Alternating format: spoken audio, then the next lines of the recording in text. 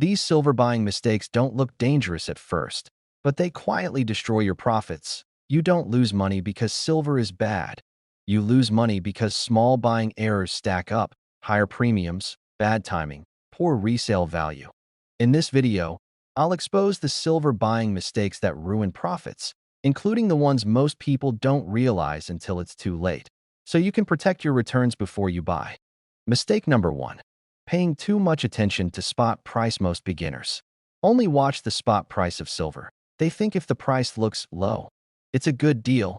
But here's what many people miss: spot price doesn't include premiums, supply pressure, or resale spreads. Two people can buy silver at the same spot price, and one can still lose money because they paid higher premiums. Solution: always look at the total cost. Track premiums and availability, not just spot price. The best deals usually appear when demand is quiet, not when silver is trending.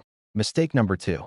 Buying high premium silver without understanding liquidity. Some silver products look impressive: special editions, limited designs, fancy packaging.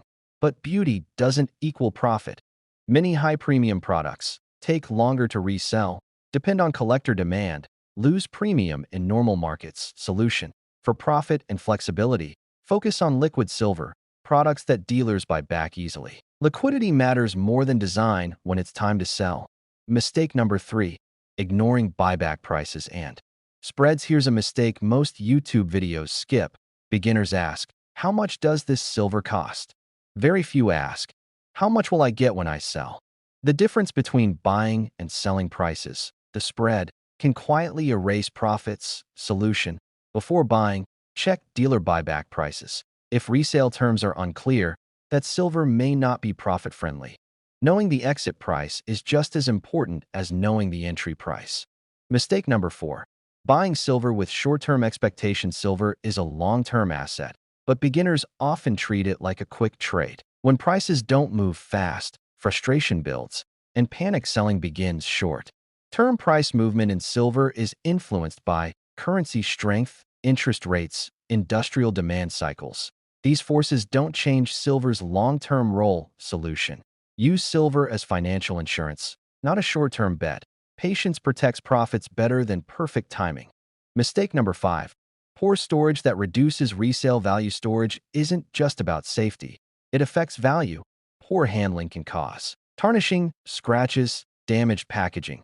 Dealers often pay less for poorly stored silver. Solution: store silver in dry, sealed conditions. Avoid unnecessary handling. Original packaging matters more than beginners realize. Condition equals resale power.